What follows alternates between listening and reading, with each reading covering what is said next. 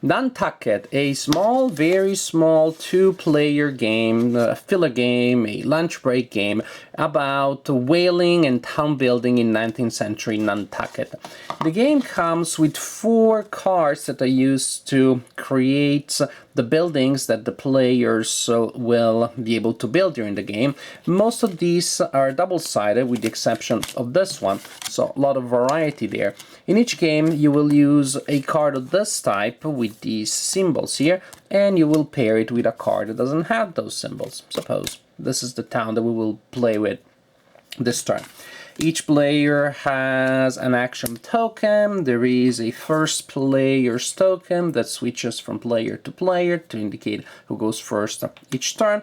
And then you have coins. You have silver coins and you have copper coins. Silver coins are worth $1, copper coins too, but they are not freely interchangeable. Usually you can exchange a copper for 2 silver, but unless there is a game effect, you cannot exchange 2 silver for a copper, because copper is a special currency, is a special type of game element in the game. When all copper has been assigned, when the general supply, the bank, is out of copper, then the game is over, or I should say that triggers the end of the game. That's one of the ways to trigger the end of the game. The other way is to build all 9 buildings. When all 9 available buildings have been built during the game, that also triggers the end of the game. So these 9 spaces here, without the symbol here, represent buildings that the players can build during the game, and buildings need to be built before they can be used. These special spaces can always be used, there is no cost. Also, these special spaces both players can use in a single turn, so we could do something like this. That would be legal. These other buildings, once they're built, only one player can use them each turn. How does the game work? Well, each turn is divided in 2 phases. A building phase or an action phase where you place your worker on one of the spaces here and you activate the corresponding ability. And then a whaling phase. If you have ships at sea, you see what they caught. About the action phase, again, very simple. You put your action token on a building that already exists. Only these 3 buildings are available at the beginning of the game, and you activate the corresponding action. For example, I decide to place my worker here to use the action to build a building. I select one of the buildings that have not been built yet. I pay the corresponding cost. And then I take one of the coins that I used to pay for the building and I place it on the building itself to represent the fact that now the building exists. Also, the side that is going to be up when you place the coin indicates ownership. One player has heads buildings and the other player tails buildings. So this player here has heads, built that building, paid 2 coins, and a coin goes there. So after a couple of turns, when buildings start being built, the board may look like something like this. This would be a case with 2 buildings and 2 players own, and the 2 players own 2 buildings each. Again, the side that is up indicates ownership, but then either player can use a building in a turn. And suppose that this turn, this other player here decides to place their action marker there. So again, this is how it works. You place your action guy or your worker on a space and you activate the ability, the skill, the action of the building. And as the game progresses, there will be more and more buildings and therefore more actions available. Once players took their action and resolved it, there is the whaling phase. If that happens, if you have ships at sea. To launch a ship, you need to take an action. There are multiple actions that allow you to do so, and the basic launching a ship action is this one, which allows you to launch a ship using up to 4 coins. So you take coins from your supply, and now the coins represent ships. Very economic game, very minimalistic game that uses the coins for a variety of things. So suppose that I'm launching a ship now that has these 4 coins here, and you simply place your ship or ships by your play area, so it's clear it's different from your personal supply and from the bank. Also, usually you can only have 1 ship at sea at a time, unless there are game effects that allow you to do so. This is a typical thing in this game. Every rule can be broken by a game effect.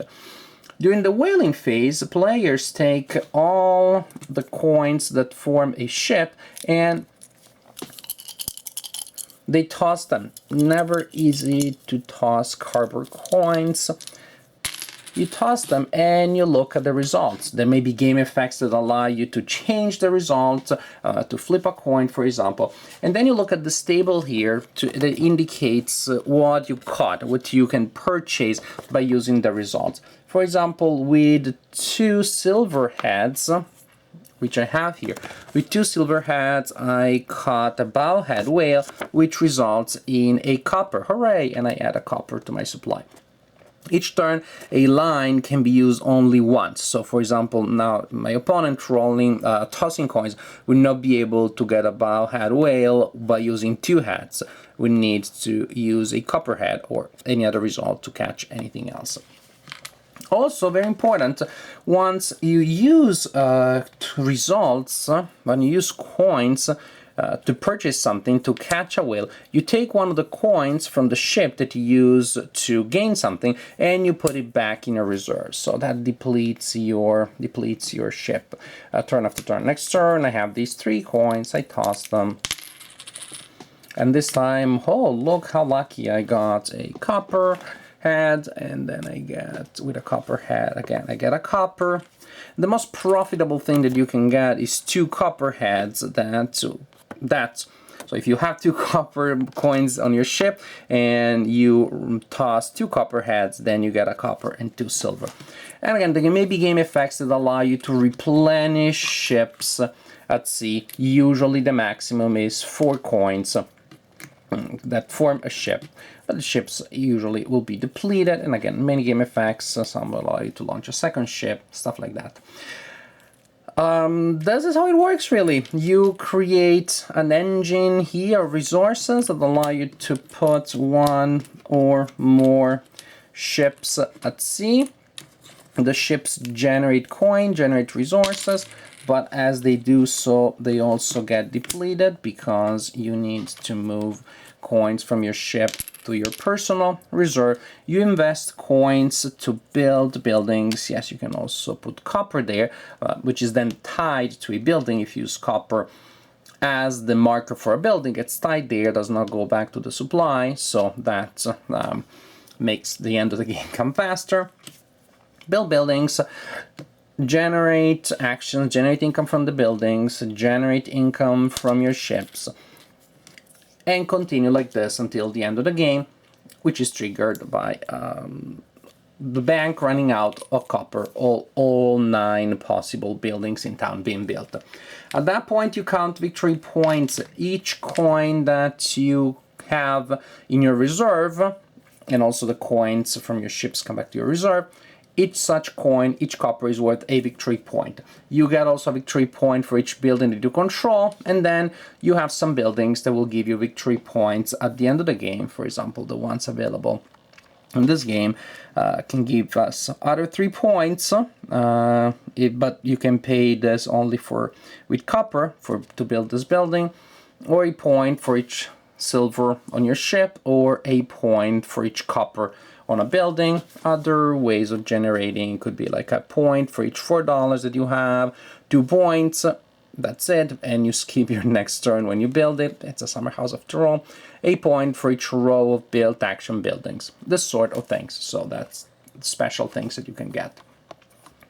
So the game is very fast, and it moves fast because each turn you have 1 action and you toss coins, which is pretty fun. A little awkward. These are not the best components to toss, but it works if you shake them in your hands a little bit before.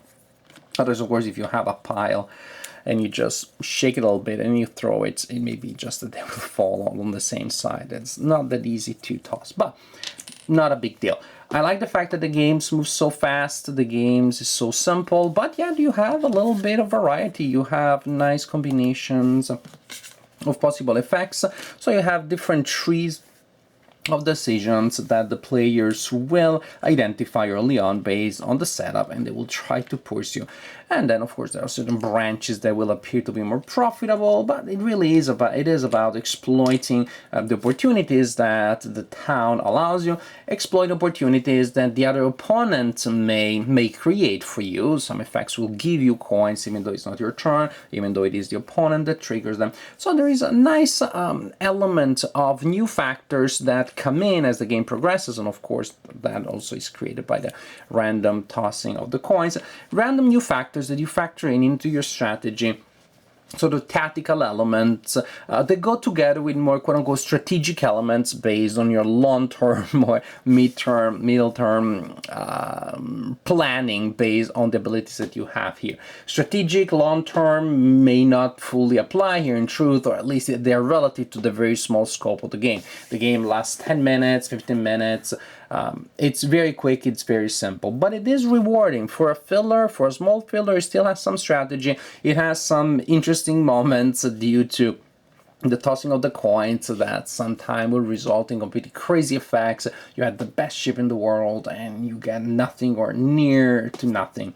And you most likely will get something. You most likely will get something. Once you have a ship at sea, you will generate some resources. And again, I really like the fact that the resources deplete themselves.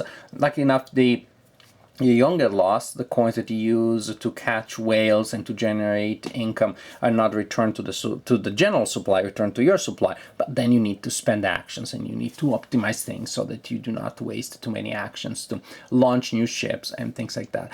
So there is a timing element. There's a timing element which again presents you with a couple of interesting little puzzles as the game progresses, but nothing too hard, nothing that makes this game too heavy or too complicated or any different from a filler. When I'm playing a filler, when I'm playing a game that plays in 10 minutes, I can play during a lunch break, I can play with anybody because the game is so simple. Of course, I want a game that does not cause analysis paralysis, that can be taught easily and can be played fast and moves fast. This is definitely a game of that kind. It's a good filler, meaning that it fulfills the things that I'm looking for from a filler. I'm not looking for an epic immersion. I'm not looking for something too complicated. I'm looking for a game like this one that moves fast, has some interesting decisions, but does not drag too long, and again does not try to be any deeper, any more complex than what the small scope of the game can offer. So Nantucket, I enjoyed it. I found it one of those games that it gets in the syndrome of like, just one more game, just one more. Because if you won, you think the next time you can win a bit better. If you lose, you think you immediately identified exactly what was your mistake, and you'll try again, and maybe the new strategy doesn't work either. And so you'll find yourself playing a string of games, one after the other, which is a good sign, which is a good thing. Nantucket, small game without much, I would say, pretense. I like the economic use of the components. By economic here, I mean minimalistic rather than simply monetary. I like the fact that the coins are used for so many things. And again, there are interesting ways of employing the coins that will emerge in gameplay. Which coins you tie to buildings, which coins you use for ships. Interesting things. So overall, a very nice and pleasant little filler.